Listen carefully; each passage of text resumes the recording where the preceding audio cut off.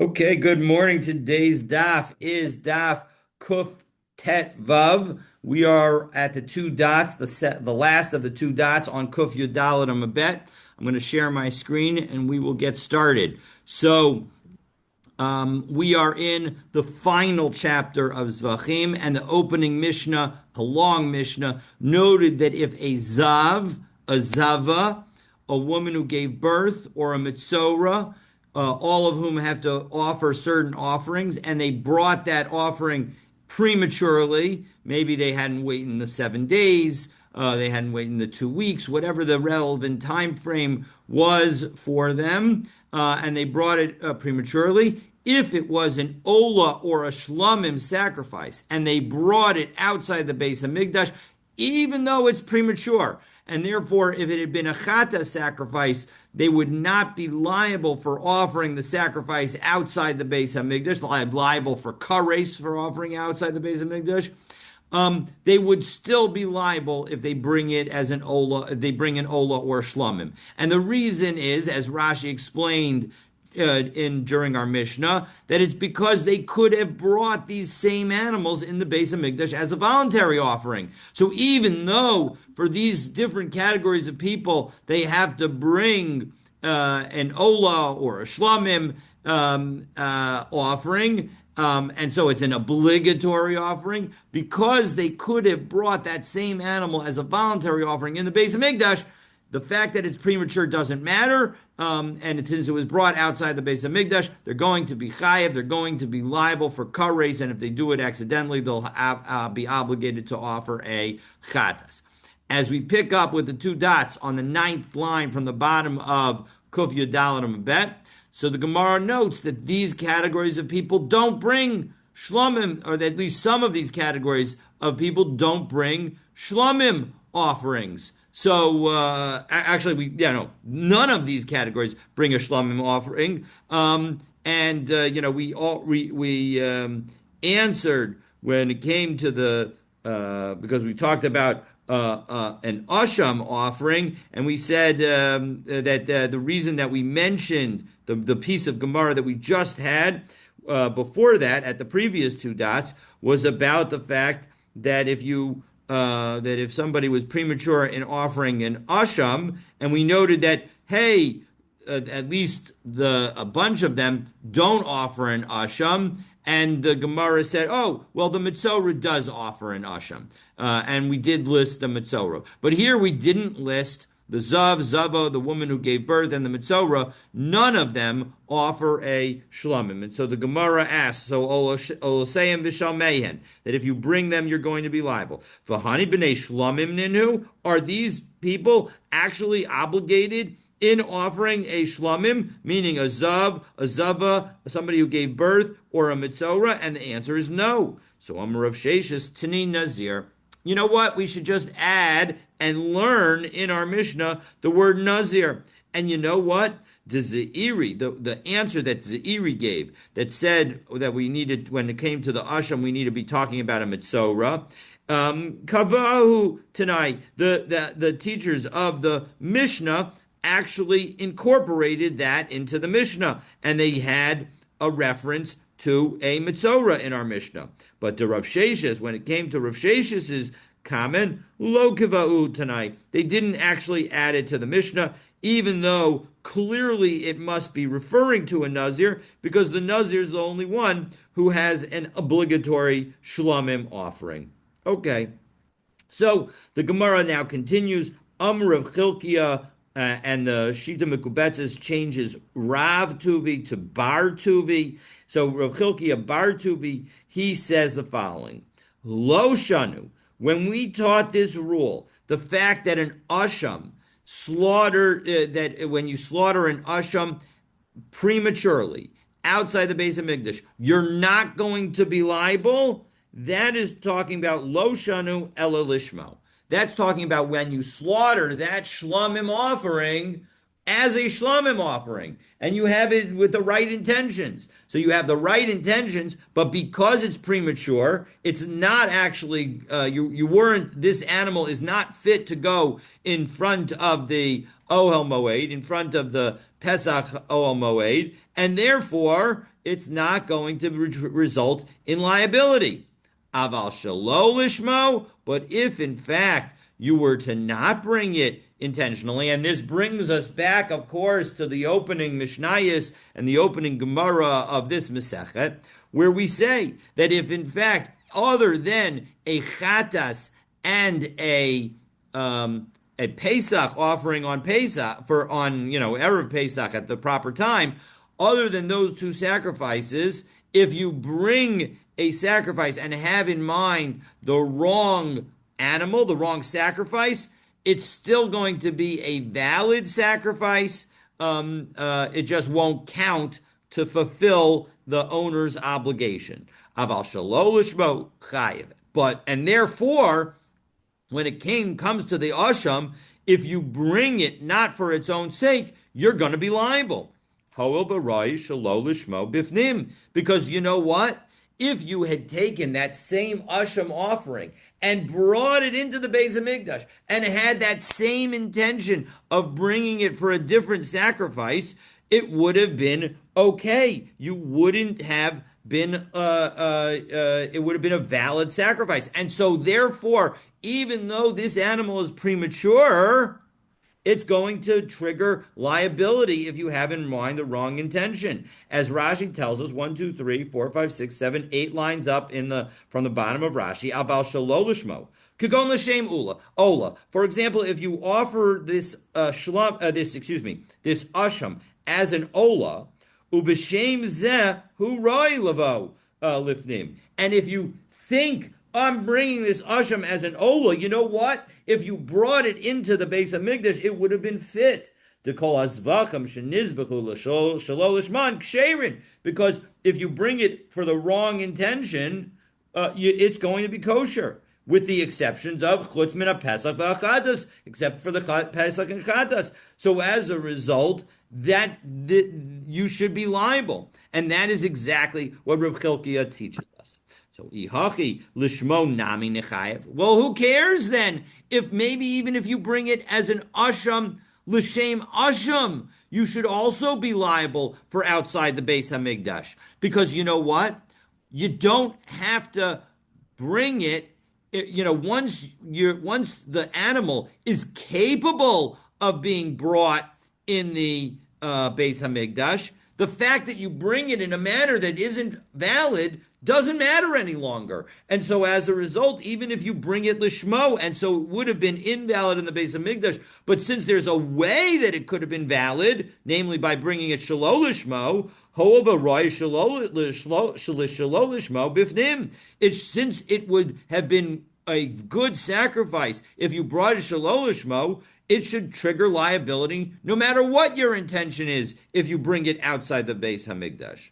And the Gemara answers, no, boy, akira.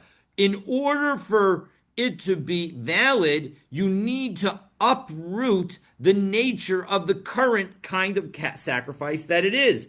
As Rashi tells us, and Rashi adds the words, mechusar akira. On some level, it is missing an akira, and uprooting. The kol kama delo iaker. Because as long as you've not uprooted shem ashamine, the name of an asham from this animal, stamei, its plain sense, lav l'me'ig akar kai. It's not going to be uprooted. V'lav roihu, and therefore it would not be fit in the Beis Hamikdash. It is only if you uproot the name and have in mind a different sacrifice that it no longer has sort of like the shame of an asham on it, and as a result, it becomes a valid sacrifice. So the Gemara asks, Maskif la Rav Huna. Rav Huna disagrees with Rav Chilkiah, and he says, "V'chi yesh l'cha davar she'enu kasher lishmo, v'kasher shelo lishmo." Is there anything that when you offer it, it's going in its right intentions, it's going to be not kosher, but when you offer it with the wrong intentions, it's going to be kosher? And Rashi explains, now we're on the third to last line of Rashi. Lifnim, when you bring it inside the Beis Hamikdash, v'kasher shelo lishmo, afilu de kaimelan la'el kol Zevachim ksharin l'shalo l'shman, even when we say that every sacrifice except for the chatas and the pesach, when you bring them shalol l'shmon, that you bring them with the wrong intention, that if that they're kosher, hani mili hechi diksharin lishman. That's only true if they would have been kosher if you brought them lishmo. Aval mechusar zman. But when it comes to something that is premature, ba'alim, because the owner is not yet ready to bring the sacrifice, enu kasher lishmo. This would not be kosher if brought the right intent with the right intention. So heich yuchsher shelo lishmo. How can it possibly be kosher when you have the wrong intention? So that's Rav Huna's position. And so we're going to now challenge Rav Huna's position, but in the end, we're going to have these two different opinions, and in the end, we're not going to have proven either direction that it's going that there is whether an asham shalol lishmo outside the base of Migdash is going to be subject to the penalty or not subject to the penalty. But I'm a little bit perplexed here. Aren't the concept when we talk two concepts of shalol lishmo and lishmo, aren't they diametrically opposed? How can you learn from one to the other that we can presuppose if it could have been if it is lo lishmo, it could have been lishmo. All right, so let's understand what the couple of steps here. So first of all, we're talking about the lishmo of whether or not you have intention for this particular sacrifice. We have seen at the very beginning of this Maseches that if you have the wrong intention for every sacrifice other than the Pesach and the Chatas, that it's kosher. The question is, what's the story if you bring that animal lishmo? Or is it an aspect, the question, the debate between Rav Chilkiah and Rav Huna can be understood in the following way. Is the fact that when we say you brought something shalol lishmo, that it's kosher with respect to various sacrifices other than the Pesach and the Chatas, is it kosher because it has sort of converted into something new and it's that new thing is kosher? Or is it kosher because it's derivative of the kashrus of if you had brought it lishmo? It just so happens that it doesn't matter for most sacrifices that you brought it lishmo. But as long as if you brought it lishmo, it would be kosher, well then so too. If you brought it shalol lishmo, it's going to be kosher. That's the debate, the philosophical debate between Rav Huna and Rav Chilkiah. And Rav Chilkiah says, it's a new thing. When you brought it l'shalol lishmo, it converted into a new thing, and we say that that's a kosher thing. Whereas Rav Huna says, no, the whole source of saying that when you bring something shalol lishmo, that it's kosher, is derivative of the fact that if you brought it lishmo, it would be kosher. And so that's the debate that they have. And so so again, Rav Huna is posing the question, can you ever have something that if you brought it with the right intention, it would not be kosher, and you brought it with the wrong intention, it would be kosher? And the Gemara is going to say, the lo, let's pick it up, last line, last two words of Daf Kuf Yud Daled Amabet. Is it not true? Once again, there is an example. V'harei, as we turn to Kuf Tet Vav Amud Aleph, Pesach B'shar Yemot Hashana. If you bring a korban Pesach in Av, then you know what? If you have in mind that it's going to be a Pesach, the Eino kosher lishmo. If you have in mind for it to be a korban Pesach, you know what? It's not kosher.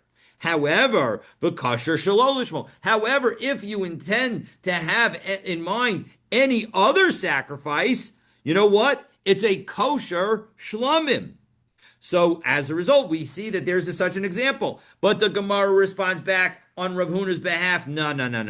Pesach, b'shar yemos hashana, shlamim ninhu. A Pesach during the rest of the year, it really is a shlamim. As Rashi says, v'ein zeh ela lishmo. So as a result, when you have in mind to bring this korban Pesach as a shlamim, that's the lishmo. And Rashi and Tosfos explains Rashi a little bit more and agrees with him in this case. Peirush b'gundros v'ein zeh ela lishmo. Mashma shirotzo lomar dekevan de shlamim hu. Since this is a sacrifice that's going to be treated as a shlomim. Kishishochto l'shem shlomim, hainu l'shmo. When you slaughter it as a shlomim, it would be l'shmo, and therefore the fact that when you slaughter it as a shlomim, it's kosher, that's why when it comes to slaughtering it as any other kind of sacrifice, we're going to treat it as a shlomim, and it's going to be kosher. And so as a result, there is no example counterproof. And so as a result, Rav Huna can have his opinion, which is to say that when we say that we bring something shalol lishmo, that it's kosher at the beginning of our Masechet, it's kosher because if you brought it lishmo, it would have been kosher. But when it comes to this korban asham that is premature, yeah, you're absolutely right that a kosher asham, if brought shalol lishmo, is a kosher sacrifice. But a non-kosher asham, a premature asham that's brought shalol lishmo, it would not be kosher. And that's the debate. And now we're going to try to prove 3 times that in fact Rav Chilkiah is correct. And in none of these times are we going to be successful. And so as a result, we are not going to be able to prove one way or the other on this issue. Okay. Didn't we say that if he brought something premature? Now, there were a lot of things here we talked about, but I thought somewhere we said if a person brought something premature, he was chayiv. Yes, the words before that are if you bring an ola or a shlamim, and the reason that you're chayiv, even though it's premature, is because you could have brought them as a voluntary offering.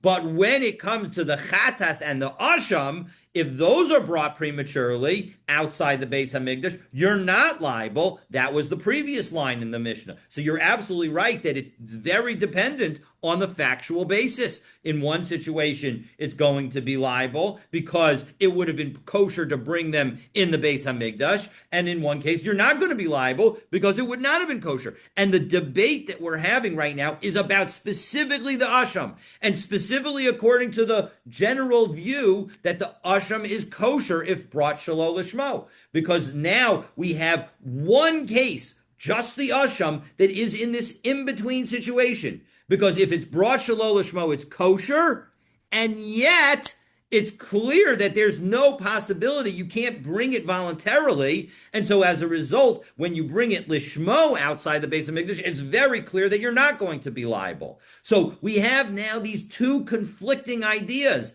and so Rav Huna says, nah, it's got to be kosher if you were to bring it lishmo in order for shalol lishmo to be kosher, and Rav Chilkiah says no, shalol lishmo is kosher irrespective of the kashrus of lishmo, and that's the debate. And so now we're going to try and prove it as we pick up. That's not true for the chatat, is it?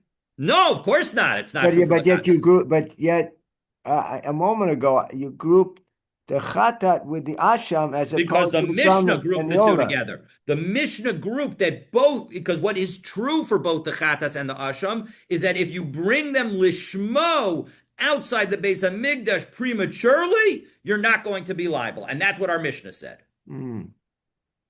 Okay, I would think there would be a differentiation between the chatat and the asham, right? Because that's maybe yes, maybe no. Now, certainly there's none, according to the opinion, that makes a hekesh between asham and chatas.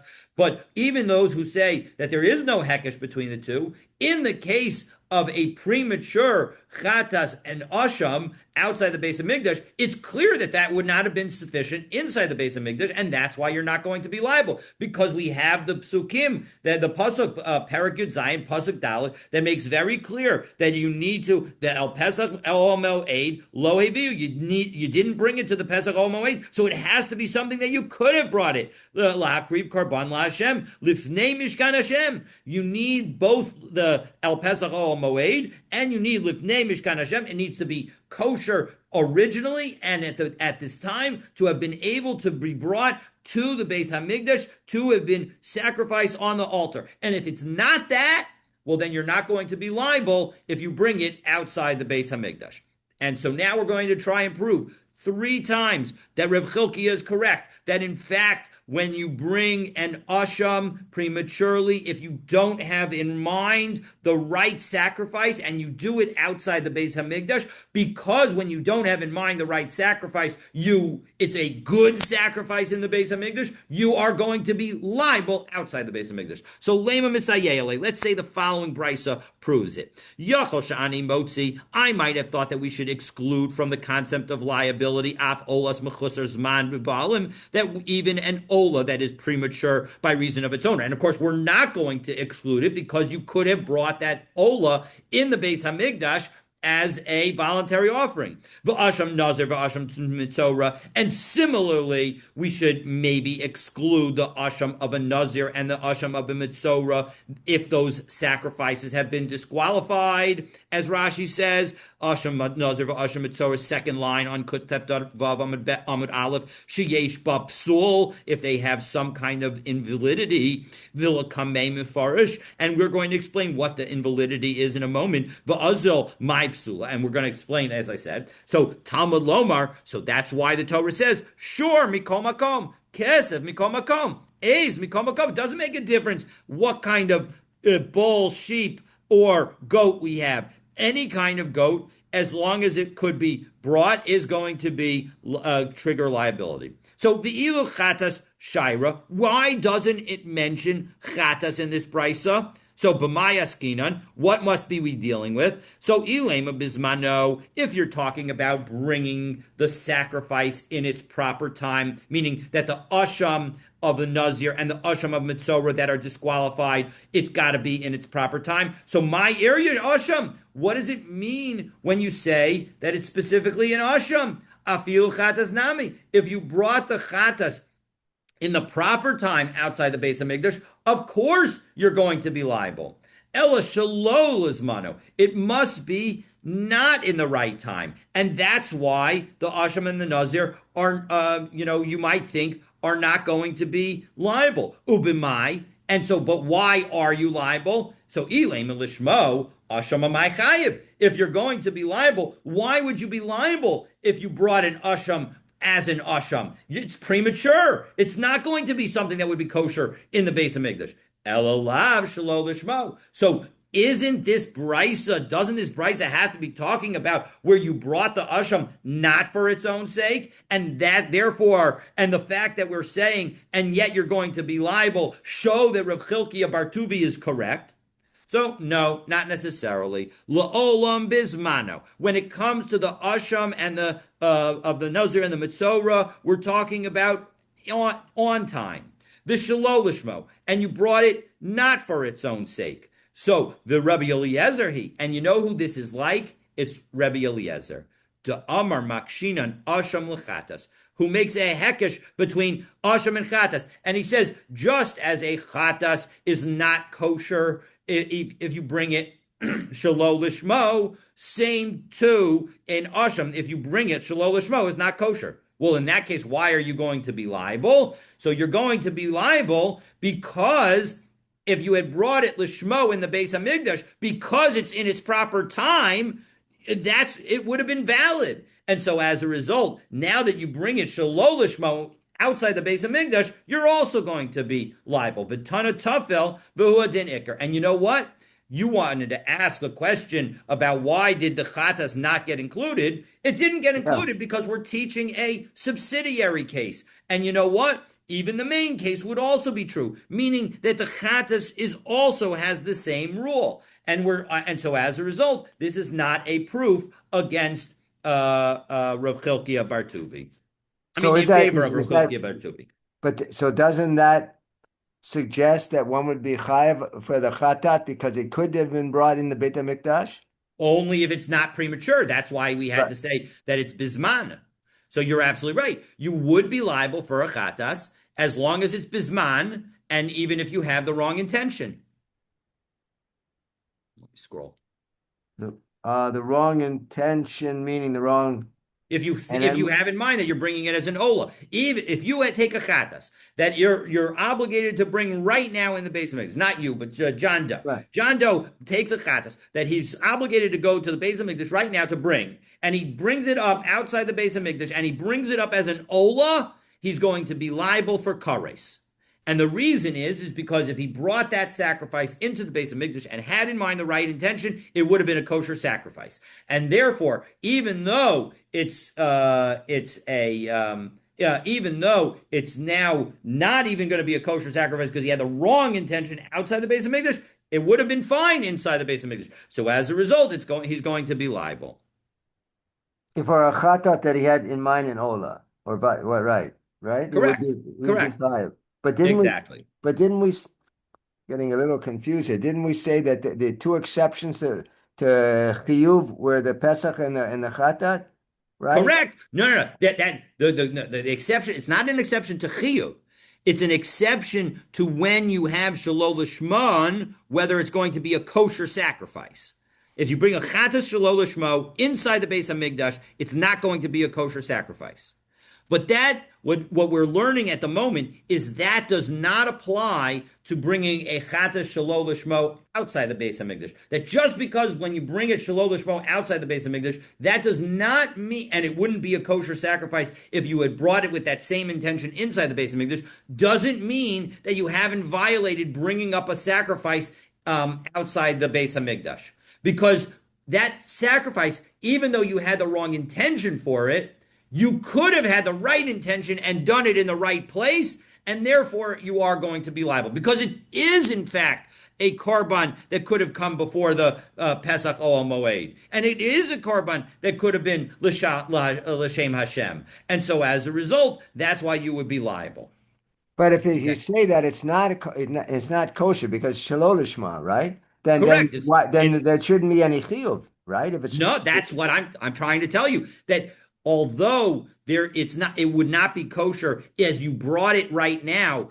When again the person takes a chatas, he brings it outside the base of Mikdash. He brings it as an ola. It is not going to be a kosher sacrifice if he had brought that inside the base of Mikdash. But he is going to be liable because when we evaluate liability, his thinking at this moment doesn't matter because the animal itself could have been brought inside the base of Mikdash. as what? A chatat or an As a ola? chatas. It's an on-time chatas. Uh-huh. Okay, so that was proof number one. It wasn't successful. Tashma yochel shani mirabe. I might have thought that we should include in terms of liability for bringing outside the base of Mikdash olas mechusar zman begufa, a ola that is premature by itself, meaning, for example, that it wasn't 8 days old, v'chatas bein begufa bein bevalim, or a sin offering that was premature, whether because of the age of the animal or because of the owner not being ready to offer the chatas. Talmud Lomar, the Pesach Ol Moed. That's why the Torah says El Pesach Moed Ol Moed. Kol she'ein a roy lavod b'Pesach Ol Moed. Anytime it's not ready to go to the opening of the tent of meeting, ein chayavin alayim. You're not going to be liable for bringing it outside the base of Mikdash. The ilu asham shayara. And yet, what did we not mention here in this brisa? We didn't mention an asham. So b'mayas kinan, in what case would this be true that you would not be liable if you brought it as if you brought something outside the Beis Hamikdash, but you would be liable if it was an asham. So ilay malishmo, if you say that it was brought in with the right intention, asham nami lifterei, the asham outside the Beis Hamikdash, you would also be exempt. Elalav shalolishmo. So doesn't this show that it has to be something that we're actually referring to shalolishmo, and that Rav Chilkiah is right that shalolishmo outside the Beis Hamikdash with an asham creates liability? No, you're not necessarily right. La'olam shalolishmo. Really, it could be that you have in mind it could be that you have in mind the wrong intention in this brisa. And who are we following? The Rebbe Eliezer. It's Rebbe Eliezer. Demakish asham lechatas, that he connects an asham to a chatas.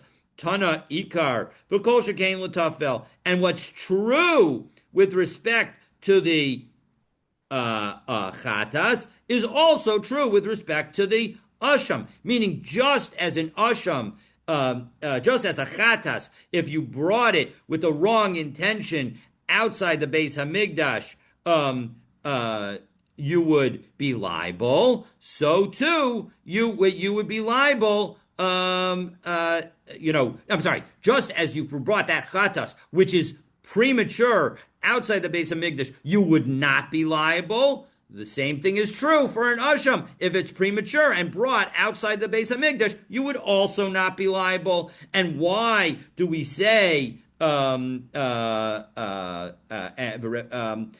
do we say only the rule with respect to the chatas and not the rule with respect to the asham? Tana ikar, because we're learning the main rule, namely the chatas rule, the kol shekein the tafel, and certainly the same thing would apply to the derivative rule, because according to again Rabbi Eliezer, the halacha is the same for chatas and for asham. So again, effort number 2 has been unsuccessful. Here goes effort number 3. Tashma, Dechi Asal Rav Dimi Amar, Tana Deve Rabbi Yivlevai. So Rav Dimi came from Eretz Yisrael to Babel, and he taught a brisa that was taught in the yeshiva of Rabbi Levi. And it's a very similar brisa. It's identical brisa to the one that we saw in proof number 1, and we're going to ask about that in just a moment. That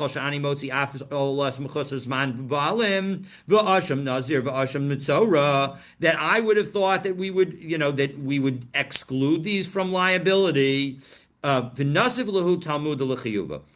he says then, I know that the brisa brings a proof that shows that they're liable. But v'lo yadana my Talmud, but I don't remember what it is. So Amar Ravina comes to the rescue and tells us the rest of the brisa. Shor mikol makom, kesef mikol makom, ez mikol makom. So we know that any ox, any sheep, any goat doesn't make a difference. So even an ola that is premature, and even the asham of a nazir and the asham of mitzora, if you bring them outside, you are going to be liable. So my Rumya, 1 second. What kind of contradiction is this? Kida Amra, we already gave an answer for it. So Amar of Nachman, Mishum de Rami de Tana de Bei Rabbi Levi Adatani Levi. No. You have to understand there was a missing piece to this question. That the yeshiva, the brisa of the yeshiva of Rabbi Levi was challenged by another brisa taught by Levi.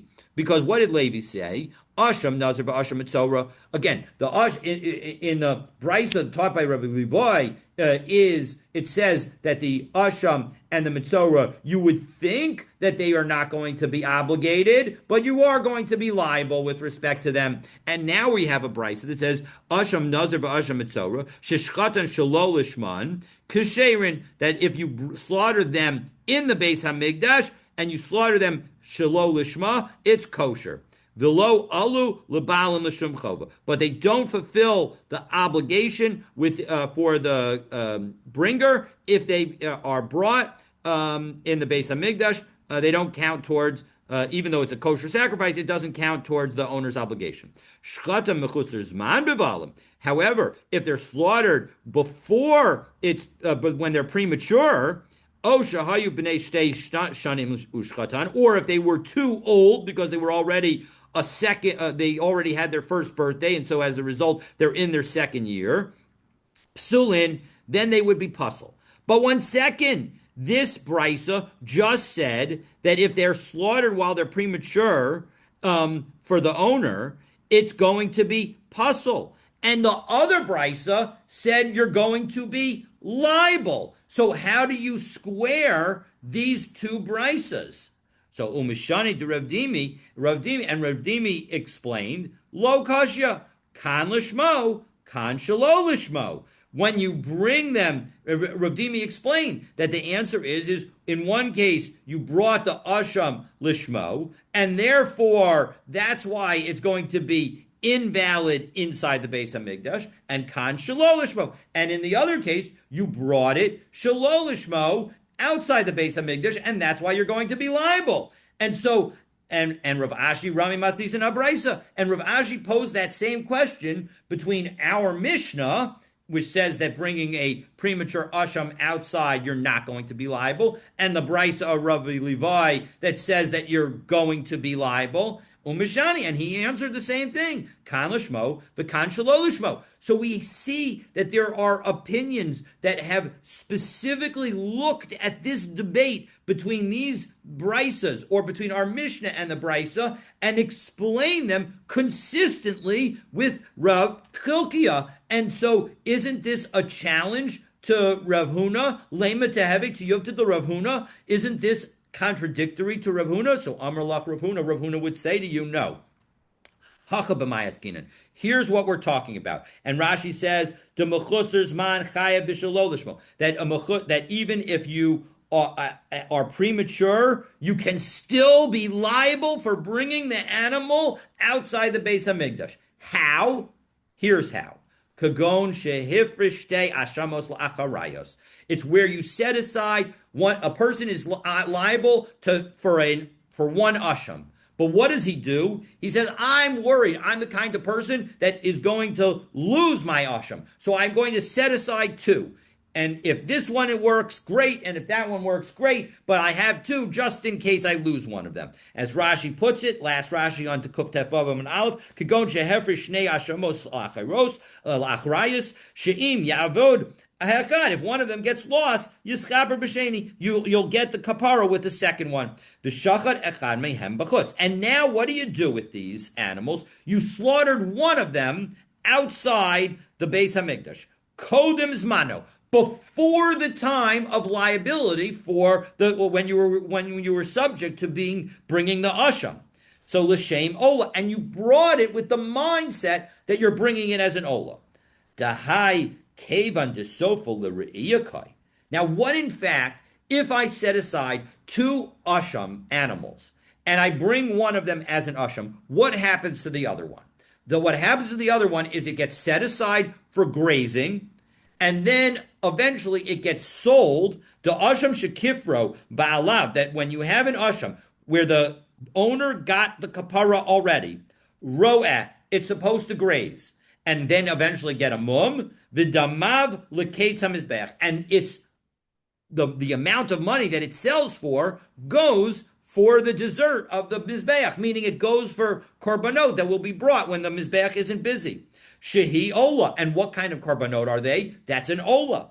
So Shehi Ola. So Chazi Leduchte Bifnim. And so as a result, this animal on some level is fit to be brought inside. Because Ishachet Legufei Laola. If you were to have slaughtered it inside as an Ola, it would be okay. And so as a result, as we continue on with the last line of the Gemara, Dechad Minaihu Mi'ikara Olahi, because when you set aside two ashams, when you're only obligated for one of them is effectively an ola. Kid the Rav Huna Amar Rav, as Rav Huna himself said in the name of Rav, the Amar Rav Huna Amar Rav, asham shenitak l're'iyah, when you set aside an asham that goes to grazing, ushchato stam, and you slaughtered it inside the Beis Hamikdash with no specific intention, kosher la'ola, it's going to be kosher as an ola sacrifice.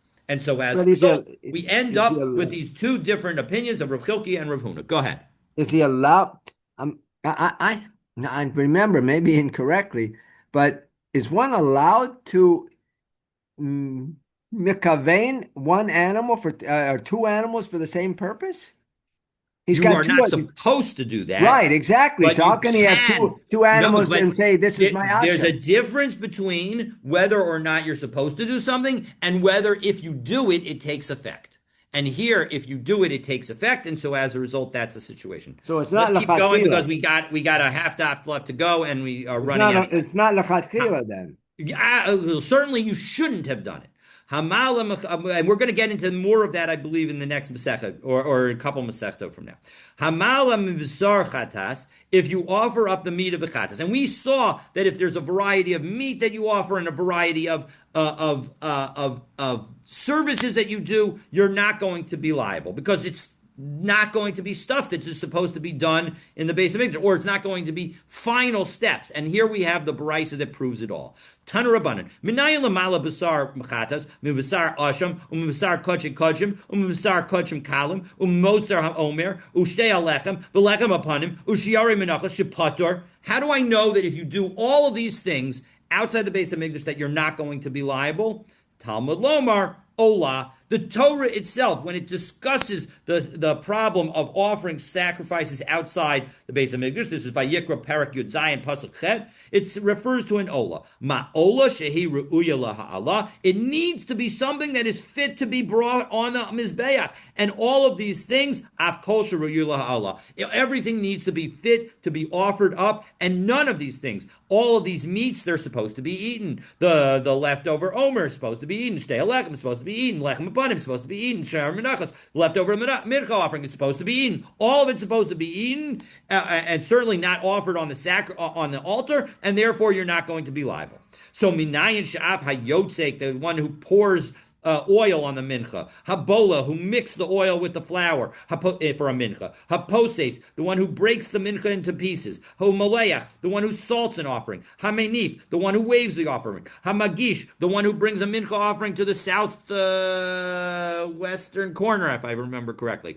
Hamasader Meshulchan, if you maybe it's the southeastern corner. All right, anyway. Hamisadar HaShulchan. If you set up the lechem upon him on the shulchan. Hametiv as a nerus, who sets up the menorah. Hakometz, if you take the komets out of the mincha offering. Hamakabel, or you receive the blood. Bachutz, if you do any of these outside the base hamigdash, shapater, you're not liable. Talmud Lomer, how do I know that? Asher Ya'ala Ola Uzavach. Because you have to offer an Ola or a sacrifice. Maha Allah.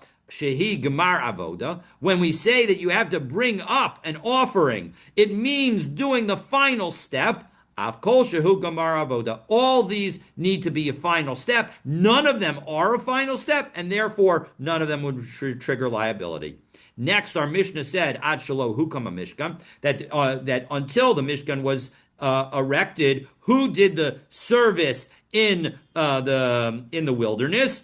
It was done by the firstborn children, firstborn sons. So Yosef Rav Huna bar Katina Kamei de Rav Chisda. Rav Huna was sitting in front of Rav Chisda, the Kakare, and they were reading a pasuk by Yishlach as Na'arei B'nai Yisrael. And this is in connection with the story. It's by Shmo Perak Yutet pasuk Kafbet. It's dealing with the story of the Jewish people at Har Sinai, and I'm sorry, that pasuk is Parak Yutet pasuk. I think it's pasuk Yud Aleph.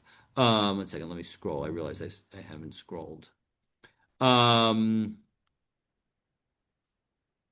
apologies for not scrolling.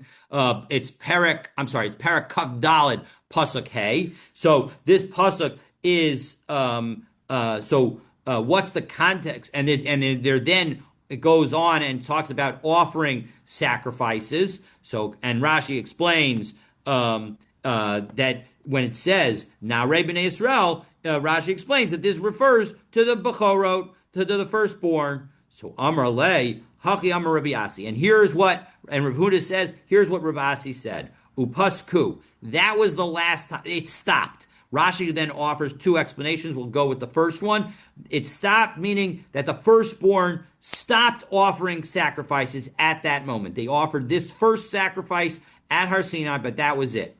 So Rav Chisda thought to challenge him from our Mishnah. After all, our Mishnah says specifically that the firstborn served until the construction of the Mishkan. But this suggests that they only served until Har Sinai. So Shmai to Ka'amar Mishmei de Rav Ada bar Ahava. But then he heard Rav Huna say something more in the name of Rav Ada bar Ahava. Ola shehikriv Yisrael b'midbar eina te'una havshei v'nituach. If you had an ola that was offered in the wilderness, you know what? It did not need skinning and dismemberment. So osvei brisa deshavya b'chulo. So he used the brisa to challenge Rav Huna on both points. Tanya, we have a brisa. Achalahu kama Mishkan habamas mutaros. Before the Mishkan was set up, the private altars were permitted. Va'avoda b'bechoros, and the service was done with firstborn sons. Va'kol ksherin lahakriv, and all animals were kosher to bring. Behema chay va'ov, whether it was a domesticated animal, a wild animal, or a bird. Zecharamun kevas, and it was kosher to bring male animals and female animals. Tamimin uvali mumin, and it didn't make a difference whether they had a blemish or unblemished. Tahorin, but as long as they were pure, and meaning that they were kosher. Avalo tamei, and you couldn't bring a non-kosher animal. Va'kol karvu olos, and all of them would be brought as olos. Va'ola shehikrivu Yisrael b'midbar, and the ola that was brought in the wilderness, te'una hevshe v'nituach, and it required skinning and dismemberment. V'nachrim bisman hazeh rashayin la'asot kain. And you know what? Non-Jews can do this kind of sacrifice even today. Now, this shows two things.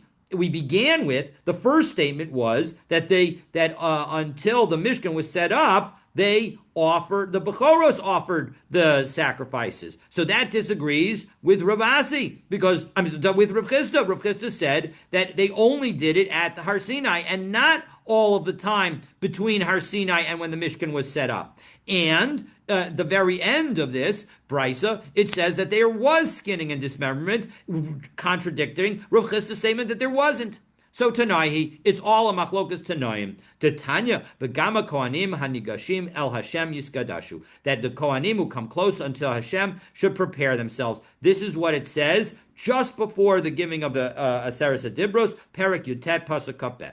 Rabbi Yoshua ben Karka Omer, Rabbi Yoshua ben Karka says, Zu Precious Bechoros. This refers to the separating of the firstborn, not Kohanim, separating of the firstborn. So as a result, it's clear that the firstborn were charged with doing the avoda. Rabbi Omer, Zo Precious Nadav Aviyu. No, this is a separation of Nadav Aviyu. And the point is that the Na'arim that are referred to in Perek Kaf Dalet, Pasuk Hey, that happened before Har Sinai. Because even though those psukim are later, that's a story that happened, that's the Nasev and Nishma story, and that happened immediately before Har Sinai. But at Har Sinai, that was when Nadav and Avihu were set up as Kohanim, and from that moment on, they became the priests. So Bishlam Laman to Amar Precious Nadav Avihu. According to Rebbe, it makes sense if we say that Nadav and Avihu were set up at that time. Hainu Diksiv, because when we have the story of Nadav and Avihu's death, Hu Asher Diber Hashem Leimor B'Krovaya Kadesh.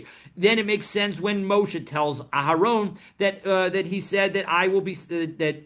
Hashem said that Hashem would be sanctified through those nearest me, meaning that it's referring to Nadav and Avihu and their death.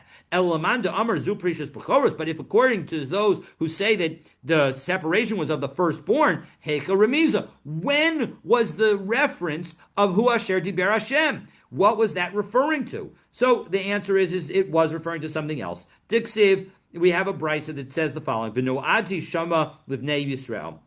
I shall set my meeting there with the children of Israel. V'nikdash b'chvodi, and it will be sanctified through my honor. And so, as a result, al tikre b'chvodi, don't say it's through my honor, ela b'ch mechubadai, through my honored ones. And that's the hint to the statement that Moshe makes of Hu Asher Diber Hashem. So, as a result, we now have two different statements, and so it can work whether you say that the Kohanim were separated, namely Nadav and Avihu, or whether you say it was the Bechoros that were separated. So Davar Zeh Amar Kadosh Baruch Hu Moshe, and this is what Moshe said. Hashem said to Moshe, "V'lo yado," and he didn't understand it. Ad shemesu b'nei Aaron, until the sons of Aaron died. Kevan shemesu b'nei Aaron Amar lo. So as a result, then when they died, then so he said to Aaron, Aaron Achi, Aaron my brother, Lo mesu banecha, your sons didn't die, Ela lahakdish Shemo Shal Kadosh Baruch Hu, only in order to sanctify God's name. Kevan sheyada Aaron shebanav yidue makom hein, since he knew that they in fact had died for a good reason, Shasak, he was quiet, v'kibel schar, and he received his reward. Shneamar vayidom Aaron, and so this gives us another explanation of the conversation that they had, where Aaron is quiet. V'chein b'David hu omer, and similarly, David also has this concept of recognizing. This is the brisa continuing, by the way. has this concept of a somebody who is silent in the face of pain. It is because what does it say? Dom Hashem v'hischolel lo. We wait silently for Hashem and long for Him. Af al pi shemapil lecha chalalim chalalim. A play on v'hischolel. Even though you might have in your life, in one's life, many corpses. Achasok, you should be quiet. V'chein b'shlomo hu omer, and similarly, Shlomo makes the point. Eis lechashos ve'eis ledaber. There's a time to be quiet and a time to speak. Pamim sheshosek u'mekabel schar al shtika u'pamim medaber u'mekabel schar al dibur. Sometimes you should speak to get reward, and sometimes you should be quiet to get reward. V'hainu de Amar Rabbi Chia. Now the Brisa ends and the Gemara adds. The Amar Rabbi Chia bar Abba Amar Rabbi Yochanan. My diksiv nora Elokim mikdashecha, that you are awesome God from your sanctuaries. Al tikre mikdashecha elam mikudashecha, that it's from your sanctified ones. B'shasha osa Kadosh Baruch Hu din b'mikdushav misyare umisale umishalal. When Hashem executes judgment against His holy ones, Hashem becomes feared, exalted, and praised.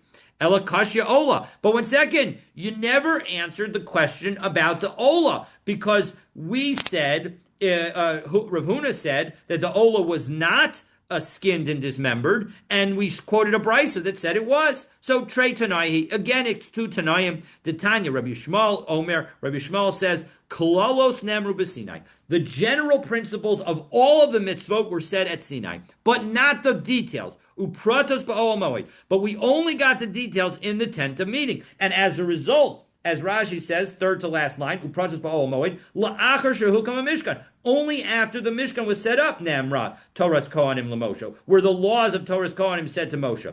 The Sham, and there, Nisparshu, V'hifshit V'nitoch. And so that's where we got the concept of skinning and dismemberment.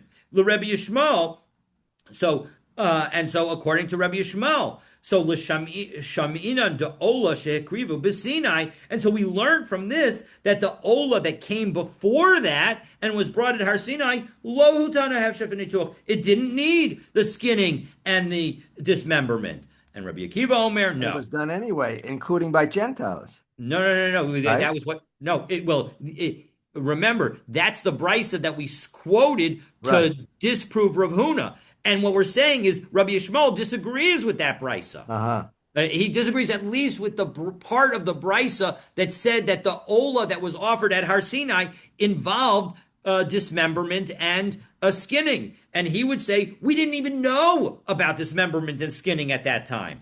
Rabbi Akiva says no. Klolos ufratos nemru b'Sinai. Oh, we got the entire Torah at Har Sinai. V'nishnu ba'ol moed, and it was taught again in the Ol Moed. U'nishtalshu, and it was taught a third time ba'arvos Moab, in the plains of Moab. And so, as a result, again, apologies for not scrolling today. Well, we learned that in Eila Mishpatim, the beginning of that. Rashi says there, everything was taught, all the pratim. 100%, absolutely. Rashi is paskening like Rabbi Akiva and against Rabbi Yishmael. You are absolutely right, but when it comes to how can we understand Rav Huna, now we have an explanation for Rav Huna. Rav Huna agrees with Rabbi Yishmael. We didn't have the details at that time, and so that's why there was no skinning and dismembering during the Ola at Har Sinai. So the Gemara is about to return to discuss how we know that all kosher animals were capable of being sacrificed until the Mishkan was set up. But for that discussion, you'll have to stay tuned for tomorrow's daf. So how do we resolve what actually occurred? I mean, it's a fact. Something happened. I mean, you got a machlokas what they remembered, but I mean, how do we know? I mean, this happened many times in Shas. But here, this is not the question of whether this is a factual. I mean, you can understand this as a factual machlokas, but I think there's something more that's going on between Rabbi Yishmael and Rabbi Akiva. It's a more of a philosophical machlokas about how education is processed, how we engage with the Torah. Meaning, according to Rabbi Yishmael, there's you want to have a general engagement, a better general understanding of what the Torah is thinking about, etc. And then we could get into the details. Rabbi Akiva is no, the details are what matter. There is no losing the forest for the trees. The trees are the forest. So I think that it's yes, you're absolutely right. Of course, on some level, either the Torah was all taught at Har Sinai, or the principles were taught at Har Sinai and the details were taught later. But this is also a philosophical machlokus. But you're right. I mean, at the end of the day, we don't resolve it. We certainly, from a philosophical perspective, Rabbi Akiva is our source. Meaning, I think we most people paskin today, and when you say the Torah was given at Har Sinai, we think about it in the framework of Rabbi Akiva, that the Torah and all its details were given at Har Sinai. But it's important to remember, because to me, now I'm speaking with my own personal rabbi hat on. It's important to remember that on these philosophical things, where there is no psak halacha difference, I believe that the Gemara is purposely giving us the ability to develop our own relationship with the Kadosh Baruch Hu and think about these issues using our own personal approach. And that's exactly what And so, if you are more of a Rabbi Yishmael, I think the general principles are what drives it. On some level, I'm much more of a Rabbi Yishmael approach than a Rabbi Akiva approach. That sometimes you want to understand the general principles, then you can understand where the mitzvot themselves are going. But Rabbi Akiva is no, that you need the general principles and the details. So I think that there's a place for both of these philosophies in the Jewish world, and I think that's one of the many beauties of learning Talmud together. What do we learn from Har Sinai? I mean, what and Valhalla. Now, at that point, I mean, there's this discussion what actually took place regarding the korbanot and how they shechted, dismembered. But so it was the Bechorot, according to this opinion, I think Rabbi Akiva, the Bechorot, and then the Kohanim, that's Nadav Avihu. So after they died, who assumed this responsibility? The Kohanim continued until Yeah, of course, of course. The Kohanim continued. The Kohanim, from the moment of the setting up of the Mishkan, according to our Mishnah, or even before that, according to Rav Huna, you had the Kohanim were already in charge. And so, either from Har Sinai or from the debate that we have in the Gemara here is basically between Har Sinai, which is Rav Huna's position, or the setting up of the Mishkan, which is our Mishnah's position. That's when the Kohanim started, and from that point on, it was always Kohanim. mm-hmm. And by the way, this addresses questions like, what does it mean that Yaakov bought the Bechorah from Esav? Well, if it's just the right to offer korbanot, as many Mefarshim say, so then maybe it's not all about who's actually the oldest, but rather who is most fitting. And as a result, he had the ability to buy it. It's an interesting. You can tie this to other stories and this discussion to other stories in Tanakh. All right, we got to go. I got to leave this room open. So looking forward to continuing our learning together. Have a wonderful day.